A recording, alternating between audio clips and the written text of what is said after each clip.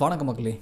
இந்த வீடியோவில் ரீசெண்டாக அமேசான் ப்ரைமில் ரிலீஸ் ஆன ஃபால் அவுட் சீரியஸோட ரிவ்யூ தான் பார்க்க போகிறோம். இது ஒரு போஸ்ட் அப்போகலிப்டிக் சீரியஸ் அண்ட் இதில் முதல் சீசனில் மொத்தம் 8 எபிசோட்ஸ் கொடுத்துருக்காங்க. ஒவ்வொரு எபிசோடும் 1 மணி நேரம் ஆவரேஜ் ரன்னிங் டைமில் போகுது.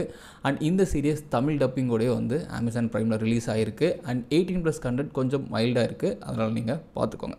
ரிவ்யூக்குள்ளே போகிறதுக்கு முன்னாடி நீங்கள் இப்போ தான் நம்ம சேனலுக்கு புதுசாக வரீங்கன்னா அந்த வீடியோ பார்த்து முடிச்சதுக்கப்புறமே உங்களுக்கு பிடிச்சதுன்னா மறக்காமல் சப்ஸ்கிரைப் பண்ணிவிட்டு பக்கத்தில் இருக்கக்கூடிய அந்த பெல் ஐக்கானையும் ப்ரெஸ் பண்ணிக்கோங்க.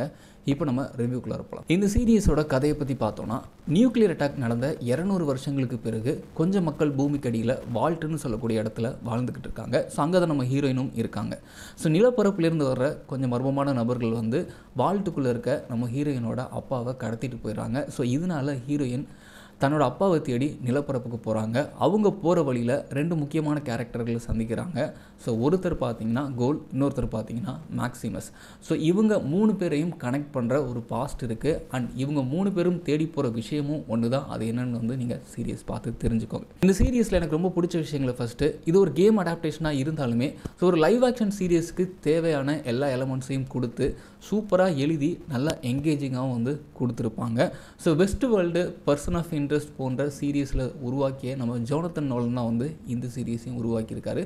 ஸோ அதனாலே வந்து இந்த சீரியஸ் மேலே ஒரு ஹைப் இருந்துச்சு. அந்த ஹைப்பை இந்த சீரியஸ் பூர்த்தி செஞ்சிச்சு அப்படின்னு தான் நான் சொல்லுவேன்.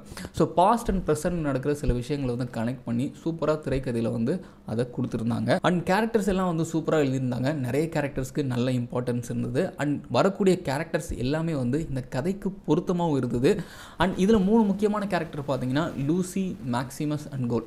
அண்ட் அதில் எனக்கு ரொம்ப பிடிச்சது கோல் அப்படின்ற கேரக்டர். பிகாஸ் அந்த கேரக்டரோட பேக் ஸ்டோரி அப்படின்றது செம ஸ்ட்ராங்காக இருந்துச்சு. அண்ட் விஷுவல்ஸ் எல்லாம் வந்து அட்டகாசம் பண்ணியிருந்தாங்க. பிகாஸ் இது ஒரு போஸ்ட் அப்போகலிப்டிக் சீரியஸ் அப்படின்றது அந்த வேர்ல்டு ஒரு அலங்கோலமாக இருந்தாலும் அது ஸ்க்ரீனில் பார்க்குறப்போ அவ்வளோ அழகாக இருந்தது. அதை சூப்பராக ப்ரெசென்ட் பண்ணியிருந்தாங்க.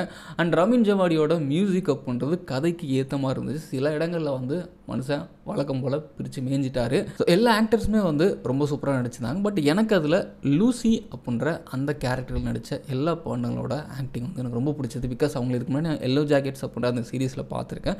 பட் இந்த ஒரு கதையில் அந்த கேரக்டருக்கு இவங்க ரொம்ப பொருத்தமாக இருந்தாங்க. அது மட்டும் இல்லாமல் அந்த கேரக்டர் அவங்க டிசைன் பண்ணதே வந்து ஒரு அலட்டல் இல்லாத ஒரு சூப்பரான லீட் கேரக்டராக வந்து அவங்க டிசைன் பண்ணியிருந்தாங்க. அதை அவங்களோட நடிப்பு மூலமாக இன்னும் சூப்பராக வந்து அந்த கேரக்டரை ப்ரெசென்ட் பண்ணியிருந்தாங்க. பட் மனசில் நின்றுட்டாங்க அந்த கேரக்டரை போடுறது. எனக்கு ரொம்ப பிடிச்சது அந்த கேரக்டர் பர்டிகுலர். பட் அதே மாதிரி மேக்ஸிமஸ், கோல் அந்த கேரக்டர் நடித்த அந்த ஆக்டர்ஸுமே வந்து ரொம்ப சூப்பராக நடிச்சிருந்தாங்க. மற்ற எல்லாருமே சூப்பராக நடிச்சிருந்தாங்க.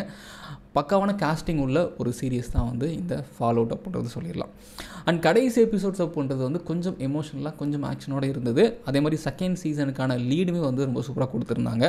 பட் அங்கங்கே கொஞ்சம் ஸ்லோனஸ் இருக்குது, அதை மறுக்க முடியாது. கொஞ்சம் லென்த்தியாகவும் ஃபீல் ஆச்சு.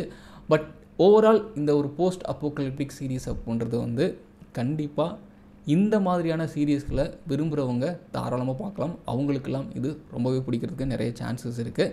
ஸோ ஜோனத்தன் நோலனோட அந்த மேக்கிங், அவரோட க்ரியேட்டிவிட்டி வந்து உங்களுக்கு பிடிக்கும்னா கண்டிப்பாக இந்த சீரியஸும் பிடிக்கும்.